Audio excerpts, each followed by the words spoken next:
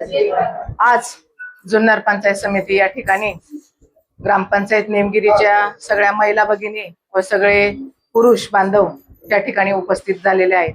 आज त्यांचा मुद्दा असा होता की जल जीवन मिशनचं काम तर अपुरं आहे, त्याचबरोबर आमच्या गावामध्ये पाणी टंचाई असल्यामुळे जी प्रशासनाच्या माध्यमातून जे टँकर चालू आहेत ते टँकरचं पाणी काय आम्हाला पुरेसं खांड्याच्या वाडीला मिळत नाही। त्यासाठी या सर्व महिला आज या ठिकाणी पंचायत समितीमध्ये उपस्थित झालेल्या आहेत। तर महिलांना मी एकच समस्या त्यांनी माझ्या पुढे मांडली की ताई, पाणी हे आम्हाला सगळ्यांना मिळालं पाहिजे। बरोबर आहे, महिलांचा मुद्दा आहे तो रास्त आहे, मी पण एक महिला आहे। पण पंचायत समितीच्या माध्यमातून जे टँकर 2 त्यांच्या गावासाठी मंजूर आहेत, निमगिरीसाठी खांड्याची वाडी आणि निमगिरी गावठाण, तर खांड्याच्या वाडीपर्यंत टँकर जास्त तोपर्यंत पाणी संपलं जाते आणि त्या महिला बिना पाण्याच्या वंचित राहतात।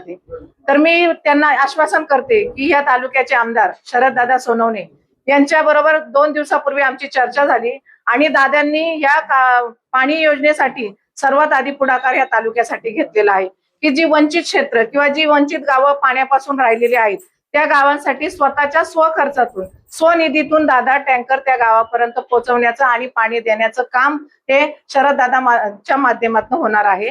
तर दादांशी आता आम्ही संपर्क केला आणि दादांना फोन केला आणि दादांनी सगळ्यांशी लाईव्ह बोलले की उद्यापासून निमगिरी खांड्याची वाडी या ठिकाणी 10 वाजता सकाळी टँकर हा शरददादांच्या माध्यमातून पोहोचला जाणार आहे आणि इथून पुढे येणाऱ्या काळापर्यंत जोपर्यंत टँकरची आवश्यकता आहे तोपर्यंत दादा त्या गावाला पाणी पुरवणार आहेत। त्याचबरोबर जल जीवन मिशनच्या माध्यमातून दादांनी 2 दिवसामध्ये मीटिंग लावण्याचं नियोजन केलेलं आहे आणि सगळे अधिकारी त्याचबरोबर सगळे असणारे ठेकेदार सगळ्यांना बोलून त्या गावची परिस्थिती काय, त्या गावची जल जीवन योजना कुठपर्यंत झालेली आहे आणि अद्यावत का थांबलेली आहे यासाठी सगळ्यांचा आढावा दादा 2 दिवसामध्ये घेणार आहेत।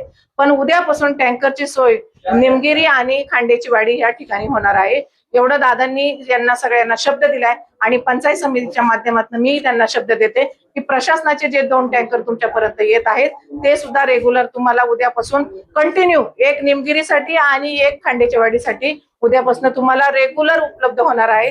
त्याच्यामध्ये कुठलीही कमतरता होणार नाही, तुमच्या पाठीमागे आम्ही सखोलपणे राहणार आहेत आणि कुठेही तुम्हाला त्याच्यामध्ये कमी पडणार नाही।